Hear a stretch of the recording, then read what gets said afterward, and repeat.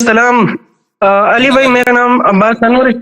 جی hello. اپنے آپ intro کراتا ہوں، تھوڑا میرے بات کو لفٹ دیجیے گا. میرا نام جی عباس انور ہے، فائنل ایئر MBBS اسٹوڈنٹ ہوں. الحمدللہ میں نے سنیت میں رہ کے تو کئی ایک مسالک کا مطالعہ کر کے قرآن کے تفاسیر اور سائنس کی روشنی میں تو مطلب مطالعہ میں کر چکا ہوں کافی زیادہ. یقین مانیے مجھے کسی بھی مطلب یہ جو شرک ہے نا، اس جتنا عظیم گناہ مجھے کسی بھی اس میں نہیں ملا، کسی بھی حدیث میں، قرآنی آیت میں. کیونکہ اللہ تعالیٰ کے چند ارشادات ہیں، وہ میں آپ کے سامنے رکھتا ہوں. ان الشرک لظلم عظیم. میں ترجمہ اس وجہ سے نہیں کروں گا کہ ٹائم شارٹ نہ پڑ جائے. سورہ لقمان آیت نمبر 13 ہے. اسی طرح ان اللہ لا یغفر ان یشرک بہ ویغفر ما دون ذلک لمن یشاء ومن یشرک باللہ فکأنما خر من السماء فتخطفه الطیر او تهوی به الريح في مكان سحیق. اسی طرح انما المشركون نجس فلا يدخل المسجد الحرام بعد عامهم هذا ومن يشرك بالله فقد حرم الله عليه الجنہ. اسی طرح توحید کی اس بات اگر ہم قرآن میں دیکھیں تو شہد اللہ انہ لا الہ الا هو والملائکۃ واولو العلم قائما بالقسط. تمام تر انبیاء کے بعثت کا یہی مقصد رہا تھا. چنانچہ قرآن کریم میں ارشاد ہوتا ہے وما ارسلنا من قبلک من رسول الا نوحی الیہ انہ لا الہ الا انا فاعبدون. اسی طرح وَإِلَىٰ غَادَ أَخَاهُمْ هُودًا قَالَ يَا قَوْمِ اعْبُدُوا اللَّهَ مَا لَكُم مِّنْ إِلَٰهٍ غَيْرُهُ وَإِلَىٰ ثَمُودَ أَخَاهُمْ صَالِحًا قَالَ يَا قَوْمِ اعْبُدُوا اللَّهَ مَا لَكُم مِّنْ إِلَٰهٍ غَيْرُهُ. اسی طرح وَإِلَىٰ مَدْيَنَ أَخَاهُمْ شُعَيْبًا قَالَ يَا قَوْمِ اعْبُدُوا اللَّهَ مَا لَكُم إِلَٰهٍ مِّن غَيْرُهُ. اب میں اس ویڈیو کی وساطت سے تمام بھائیوں کو یعنی ناظرین و سامعین سے مخاطب ہوں جو حق کے طلبگار ہیں کہ میرے دلائل یعنی قرآنی اور حدیثی دلائل کو انصاف اور اہل انصاف کی روشنی میں رکھ کے انشاءاللہ جلد ہی آپ کو شرک جیسے عظیم ترین گناہ سے نجات ملے گی. مشرک آپ خود ہیں بھائی، مشرک بدترین مشرک آپ خود ہیں. آپ سمجھتے ہیں بھائی شرک یہ ہے کہ غیر اللہ کو اللہ مانا جائے، غیر اللہ کو اللہ مانا جائے، غیر اللہ کو آپ اس کی عبادت کریں. غیر اللہ سے مدد طلب کرنا یہ اس کی عبادت نہیں ہے بھائی. آپ ایک آیت جی آپ ایک آیت پڑھیں، اس کا ترجمہ کریں اور اس سے استدلال کریں. میں اس کا جواب دوں گا. جو سب سے مضبوط آپ کے پاس آیا ہے نا، جس کے روح سے شیعہ جو ہے مشرک ہیں، اس کو پڑھو. نہیں دیکھو بھائی ایک آیت پڑھیں آپ ایک آیت جو سب سے مضبوط ہے اس کو پڑھیں، ترجمہ کریں، استدلال کریں. میں اس کا جواب دوں گا جو آپ کے پاس سب سے مضبوط ہے. اگر ٹائم بچا تو پھر دوسری آیت کی طرف جائیں گے، ٹھیک ہے نا؟ دیکھو قرآنی جتنے بھی آیات ہیں وہ سارے مضبوط ہوتے ہیں. تو عرض یہی ہے ان میں سے جو سب سے واضح الدلالہ ہے، جو سب سے صریح ہے، آپ اس کو پڑھیں کیونکہ اور بھی لوگ منتظر ہیں. اس کو پڑھیں، استدلال کریں. پھر ٹائم بچا بھائی صاحب وہاں پہ مبہم بنائے ہوا ہے تو آپ نے وہ الگ بات ہے نا. دیکھو جو سب قرآنی آیات ٹھیک ہے، اگر سب دلالت میں سب برابر ہیں، آپ کہتے ہیں دلالت میں فرق نہیں ہے، ان میں سے آپ ایک کا انتخاب کریں باری باری. ایک کا ہم جواب دے دیتے ہیں، پھر دوسری کا آپ پڑھ لیجئے، ٹھیک ہے نا؟ اگر آپ کہتے ہیں کہ سب ایک جیسے ہیں. میں لوگوں کے تسکین الصدور کے لیے پہلے چند اشکالات کا وہ ازالہ کرتا ہوں.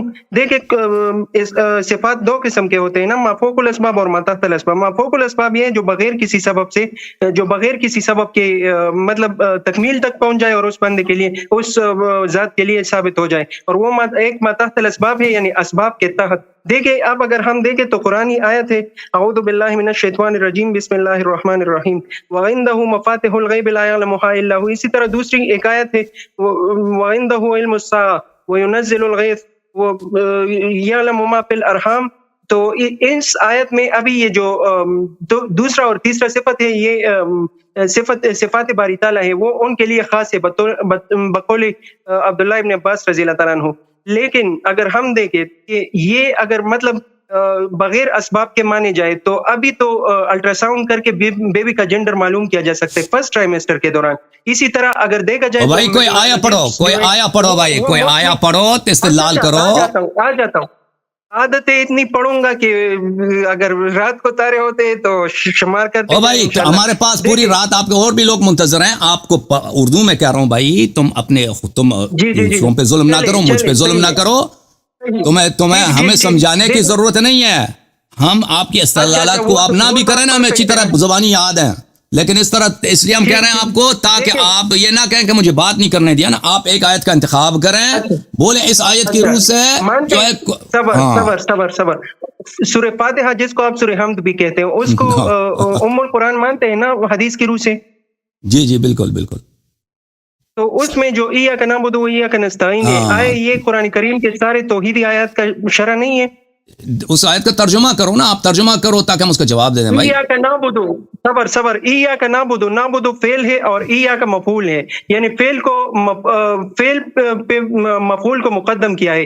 اسی طرح ایاک نستعین, نستعین جو ہے وہ فعل ہے اور ایاک مفعول ہے, یعنی یہ معنی حصر کے پیدا کرتے ہیں نا, وہ ایگزیجریشن مبالغہ آ جاتا ہے. تو نہیں, ہمیشہ نہیں ہے, ہمیشہ اس طرح نہیں ہے. عبادت تیری ہی عبادت کرتے ہیں. چلے آپ ایک دلیل لے جس میں اس طرح نہیں ہو. اچھا اسی میں نہیں ہے نا یہ تو. اچھا میں اس آیت کا جواب دے دوں. آپ کو پتہ نہیں نا, شیعہ استدلالات کا پتہ نہیں ہے, آپ کے علماء نے آپ کو غلط جو بھی سکھائے ہیں آپ سمجھتے ہیں کہ وہی دین ہے, اس کے علاوہ کچھ بھی نہیں ہے. اچھا تو میں آپ کے اس آیت کے جواب میں اجازت دیں, میں آپ کو. اور بھائی چپ کرو, ایک منٹ چپ کرو, او بھائی چپ کرو ایک منٹ, میں اس آیت کا جواب دے دوں. محترم ناظرین, اس آیت کے جواب میں عرض یہ ہے کہ آپ میرے چینل پہ جائیں, حسن اللہ یاری اردو, حسن اللہ یاری اردو میں جب جائیں گے وہاں پر آپ کو, یہاں پر 1 سال پہلے میں نے ایک تقریر کیا تھا ایاک نعبد و ایاک نستعین کی جو تفسیر ہے, اس کو میں یہاں پہ, اس کا عنوان یہ ہے ایاک نعبد و ایاک نستعین کی تفسیر. وہ کتنے گھنٹے کے, وہ تقریباً 3 گھنٹے کی تقریر ہے, اور وہاں پہ آپ دیکھیں گے کہ اس آیت کے ترجمے میں, اس آیت کا ترجمہ اس طرح نہیں ہے کہ آپ کہہ رہے ہیں ہم صرف اللہ کے عبادت. او بھائی چپ کرو, او بھائی چپ کرو, او بھائی چپ کرو, مجھے بات کرنے دے دو. اس آیت کا ترجمہ یہ نہیں ہے یہ, اور اگر آپ کہہ دیں کہ ترجمہ یہ ہے, یہ ترجمہ متعین بھی نہیں ہے. ایاک نعبد و ایاک نستعین کہ ہم صرف تیری عبادت کرتے ہیں اور صرف تجھ ہی سے مدد طلب کرتے ہیں. یہ ایک ورژن ہے, یہ ایک ورژن ہے. وہاں پہ آپ دیکھیں گے, وہاں پہ میں نے بہت سارے مفسرین کے اقوال دکھا دیے ہیں کہ ایاک نعبد و ایاک نستعین, ہم تیری عبادت کرتے ہیں اور تجھ سے مدد مانگتے ہیں. یہاں پہ حصر جو ہے, حصر یہاں پہ علماء معانی کا صرف ایک, ان میں سے ایک قول ہے, سب کا قول نہیں ہے کہ یہاں پر حصر متعین ہے. سمجھ میں آئی نا بات آپ کو؟ یہاں پہ یہ جو, ہاں یہ جو تقدیم مفعول, چپ کرو بھائی چپ کرو, مفعول مقدم ہوا ہے فعل پر. اس کے کئی وجوہات بتائیں گے. ایک ہے اس کی ہے کہ آیت اگر اس طرح اللہ کہتا الحمدللہ رب العالمین الرحمن الرحیم مالک یوم الدین نعبدک و نستعینک, یہ جو ہے اس کا بلاغت گر جاتا. قرآنی آیت کی بلاغت, اس کی وجہ ایک وجہ یہ ہے. دوسری وجوہات بھی میں نے وہاں پہ بیان کی ہے کہ کیوں ہے وہاں پہ مقدم ہوا ہے. وہاں پہ آپ دیکھ لیں, میں اس کو تکرار نہیں کرنا چاہتا. جن لوگوں کو شک ہے, کیونکہ اسی آیت سے آپ کو پتہ نہیں ہے نا ہمارے استدلالات کا, ہم پہ بہت دفعہ آتے تھے لوگ, اشکال کرتے تھے. تو جب سے میں نے یہ تقریر کی ہے, یہ تقریباً سب بند ہو گیا ہے سلسلہ. جماعت وہابی اس پروگرام میں آ کر ہم پہ اس آیت سے استدلال کریں. اس کے بعد فقط وہی لوگ جن کو اندازہ نہیں ہوتا, جنہوں نے میرے تقریر کو نہیں دیکھا ہے, صرف وہی لوگ آپ جیسے کہ آپ کو پتہ بھی نہیں ہے کہ اس آیا کا ترجمہ یہ متعین نہیں ہے, اس کے اور بھی ترجمے ہیں. اور وہ جو ترجمہ آپ لوگ کرتے ہو وہ مشہور ہو گیا ہے, وہ مشہور غلط تو نہیں ہے نا, یہ ترجمہ غلط تو نہیں ہے نا. اگر متعین نہیں ہے, اگر متعین نہیں ہے تو پھر آپ نہیں کہہ سکتے کہ یہ آیت صریح ہے اس معنی میں کہ ہم صرف اللہ سے مدد, کیونکہ قرآن یہ نہیں کہہ رہا کہ صرف یہ ایک احتمال ہے. دوسرا احتمال یہ ہے کہ ہم اللہ سے مدد مانگ رہے ہیں, اور اس کی وجہ یہ ہے کہ یہ معنی ہو ہی نہیں سکتا کہ صرف اللہ سے مدد لینا ہوتا ہے, کیونکہ غیر اللہ سے مدد لینا یہ قرآن و سنت میں ثابت ہے. واستعینوا بالصبر والصلاۃ, اور اللہ تعالیٰ نے خود فرمایا یا ایھا الذین آمنوا کونوا انصار اللہ کما قال عیسی ابن مریم للحواریین من انصاری الی اللہ, اے لوگو تم اللہ کی نصرت کرو جیسے عیسی ابن مریم علیہ السلام نے حواریین سے کہا کہ کون ہے میرے انصار, میرے نصرت کرنے والے کون ہیں. عیسی ابن مریم جب مدد مانگ رہا ہے قرآن مجید میں, اور پھر زندگی چل ہی نہیں سکتی کہ ہم غیر اللہ سے مدد نہ مانگیں, زندگی متعین ہو جاتی. ایک جواب آپ مجھے دیں, یہ من انصار اللہ جب حضرت عیسیٰ نے کہا تھا تو آیا حواریین ان کے سامنے بیٹھے تھے یا دیکھیں آیا ابھی سن لو اچھی طرح, میری بات نہ کاٹو. دیکھو اگر آپ کہتے ہیں نا کہ آیا یہ کہہ رہا ہے کہ غیر اللہ سے مدد لینا شرک ہے, غیر اللہ سے مدد لینا اگر شرک ہے تو یہ تفصیل کہ اگر وہ شخص موجود ہے آپ لے سکتے ہیں, اگر وہ ابھی سامنے نہیں لے سکتے, یہ تفصیل کسی حدیث میں نہیں ہے. یہ تفصیل اور کسی نے بولا بھی نہیں. اب سنو پلیز میری بات نہ کاٹو میرے بھائی. اب میری بات کاٹو گے تو مجھے آپ سے ہر جملے کے بعد مجھے یاد دلانا نہ پڑے کہ آپ میری بات کاٹو. تو یہ یاد میں آپ کا سن چکا ہوں. یا کن عبود و یا کن نستعین آپ نے کہہ دیا بھائی. جواب آپ نے سوال بھی کیا ہے. ابھی آپ نے سوال بھی کیا نا کہ وہ بھائی صاحب ابھی آپ نے سوال کیا ہے. ابھی میں آپ کو لاسٹ وارننگ دے رہا ہوں بھائی. اوکے ابھی آپ اپنے عالم کو لے کے آؤ. اگر آپ کوئی عالم ہوتے کوئی بڑے مولوی ہوتے تو میں آپ کو پورا پروٹوکول دے دیتا. 10 منٹ آپ بات کریں 10 منٹ میں بات کروں. آپ کا نام بھی میں نہیں جانتا. پھر دیکھو عزیز بس ختم ہے. وارننگ آپ کا ہو گیا. ختم بات. آپ کی کال جو ہے چلی گئی. بس ختم بات. جب آپ میں اتنی وہ نہیں ہے کہ آپ صبر کریں. ایک آدمی سے آپ نے سوال کیا ہے کہ وہ سامنے بیٹھے تھے یا نہیں بیٹھے تھے بھائی. ٹھیک ہے نا. آپ نے سوال کیا اس کا جواب لینے لو. پھر بار بار کاٹ رہے ہو.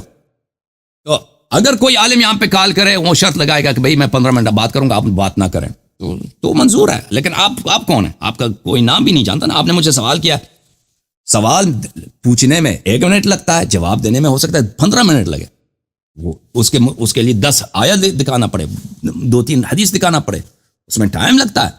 تو میرے محترم ناظرین یہ تفصیل کسی جگہ بھی نہیں ہے کہ آپ اگر سامنے والا موجود ہے تو آپ اس سے پوچھ سکتے ہیں. سامنے والا نہیں ہے تو آپ نہیں پوچھ سکتے. وہ پوچھیں گے تو طلب کریں گے تو شرک ہو جائے گا.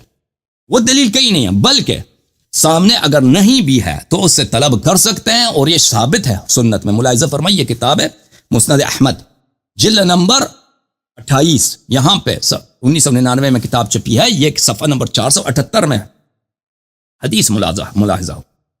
عثمان ابن حنیف روایت کرتے ہیں کہ ایک شخص ضریر البصر آنکھوں سے وہ اندھا تھا. نبی صلی اللہ علیہ وسلم کے پاس آیا. اس نے کہا ادعو اللہ ان یعافینی. اللہ کے سامنے اللہ کے لیے دعا کرو کہ اللہ مجھے عافیت عطا کرے. تو رسول پاک صلی اللہ علیہ وسلم نے کہا اگر تو چاہتا ہے کہ میں تیرے لیے دعا کروں اور اگر چاہتا ہے کہ تو اسی حالت میں رہے تیرے لیے بہتر ہے. عاقبت کے لیے بہتر ہے کہ تو اندھا ہی رہے. تو اس نے کہا کہ ٹھیک ہے ادعوہ فامرہ. اس نے کہا کہ دعا کریں. رسول پاک صلی اللہ علیہ وسلم نے اس کو حکم دیا کہ وضو بناؤ. اس نے وضو بنایا. اس نے 2 رکعت نماز پڑھا ہے. اس کہا کہ اس طرح دعا کرو اللہم انی اسألک اے اللہ میں تجھ سے مدد مانگتا ہوں. اتوجہ الیک بنبیک محمد النبی الرحمہ. اور میں تجھ سے واسطہ مانگتا ہوں تیرے نبی رحمت صلی اللہ علیہ وآلہ وسلم کے نام پر. یا محمد اے محمد صلی اللہ علیہ وآلہ انی توجہت بک الی ربی فی حاجتی ہذہ. اے محمد صلی اللہ علیہ وسلم میں نے تجھے واسطہ بنایا ہے اپنے اللہ کے سامنے اپنے اس حاجت میں. فتقضی لی کہ تو میری حاجت روا کر. اللہم اس کو لکھا ہے فتقضی لی کہ یہ میری حاجت روا ہو جائے. یہ صیغہ مجہول ہے لیکن سب کو پتہ ہے جنہوں نے نحو پڑھا ہے کہ یہ وہابی اس لیے اس کو صیغہ مجہول پہ لگاتے ہیں تاکہ کوئی نبی کریم صلی اللہ علیہ وسلم سے مدد نہ مانگے. حالانکہ صیغہ معلوم اصل ہے صیغہ مجہول فرع ہے. جب تک صیغہ معلوم پڑھا جا سکتا ہے صیغہ مجہول نہیں پڑھا جاتا. فتقضی لی کہ تو میری حاجت پورا کر. اللہم شفعہ فیہ اے اللہ ان کو میرے لیے شفیع بنا دینا. اسناد صحیح. یہ نمبر 4 اسناد صحیح. اچھا یہ حدیث جب نقل ہوئی ہے تو اس کے بعد صحابہ رسول پاک صلی اللہ علیہ وآلہ وسلم کے وفات کے بعد اس حدیث پہ عمل کرتے تھے. اسی دعا کو پڑھتے تھے اور نبی کریم صلی اللہ علیہ وسلم سے خطاب کر کے کہتے تھے کہ تو ہماری حاجت روا فرما. یہ کتاب سنن الترمذی سنن الترمذی چھاپ دار الفکر. اچھا سنن الترمذی چھاپ دار الفکر. یہاں پہ ملاحظہ فرمائیے کہ صفحہ نمبر 1036 میں یہی ہے. حدیث کو حسن بھی کہا صحیح بھی کہا ترمذی نے. اللہم انی اسألک و اتوجہ الیک بنبیک نبی محمد الرحمہ انی توجہت بک بلی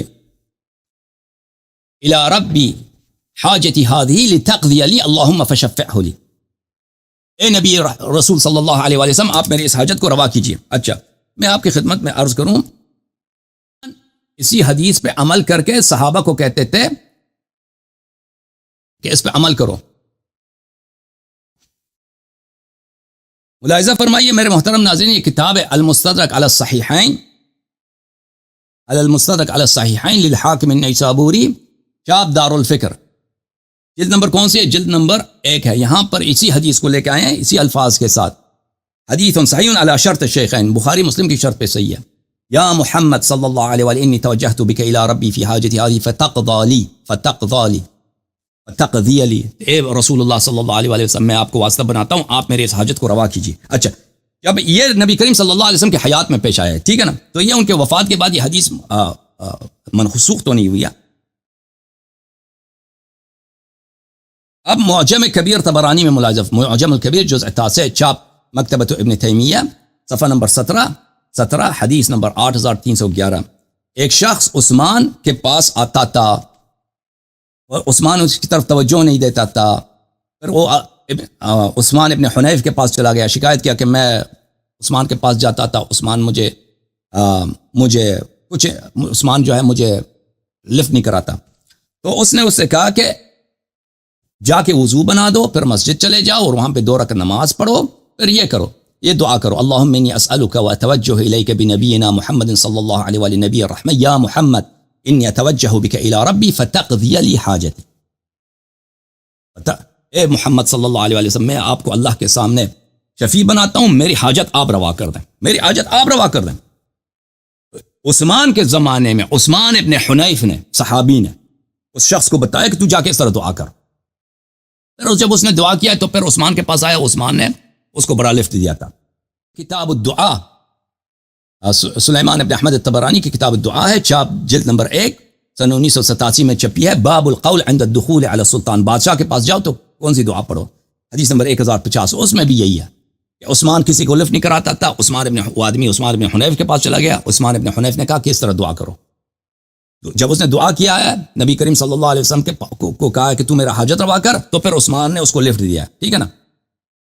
اچھا،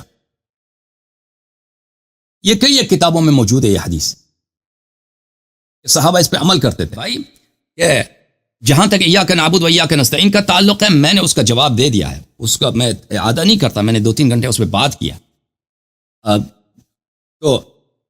تو یہ بات کہ اگر مان بھی لینا کہ ایاک نعبد و ایاک نستعین کے 2 ترجمے، یہ ترجمہ بھی ہے کہ ہم صرف اللہ تعالیٰ سے مدد مانگتے ہیں، تو اس کا مطلب یہ نہیں ہو سکتا کہ غیر اللہ سے مدد مانگنا مکروہ ہے، چاہے کہ وہ کیا ہو، شرک ہو یا حرام ہو، کیونکہ زندگی رک جائے گی اگر ہم غیر اللہ سے مدد نہ مانگیں. اب آپ کہہ دیں کہ وہ آدمی سامنے اگر ہو تو مدد مانگ سکتے ہیں، اگر سامنے نہیں تو نہیں مانگ سکتے. وہ کہاں ہے وہ روایت، وہ حدیث کہاں ہے، وہ کیوں آپ بنا رہے ہو؟ پھر یہ کہ اگر آدمی سامنے نہیں آپ اس سے مدد مانگ سکتے ہیں، میں نے صحیح حدیث آپ کو دکھایا، سامنے نہیں ہے تو آپ اس سے مانگ سکتے ہیں، رسول اللہ صلی اللہ علیہ وسلم کی حدیث. اس کے علاوہ مصنف ابن ابی شیبہ وغیرہ میں صحابہ گئے تھے رسول پاک صلی اللہ علیہ وسلم کے قبر پر کہ آپ دعا کریں کہ اللہ بارش بھیج دے. استسقاء کیا تھا رسول پاک، یہ مدد مانگنا ہے رسول پاک صلی اللہ علیہ وسلم سے، ٹھیک ہے نا، مدد مانگنا ہے پیغمبر صلی اللہ علیہ وسلم سے. اور پھر یہ قول صرف شیعوں کا نہیں ہے کہ آپ غیر اللہ سے مدد مانگ سکتے ہیں، سب مسلمانوں کا اجماع ہے کہ غیر اللہ سے مدد مانگ سکتے ہیں، سوائے ابن تیمیہ کے. ابن تیمیہ سے پہلے کسی نے نہیں بولا ہے کہ یہ آپ نہیں مدد مانگ سکتے، یہ شرک ہے. تو آپ جو ہیں وہابی بن گئے ہیں، ہمارا قصور نہیں ہے.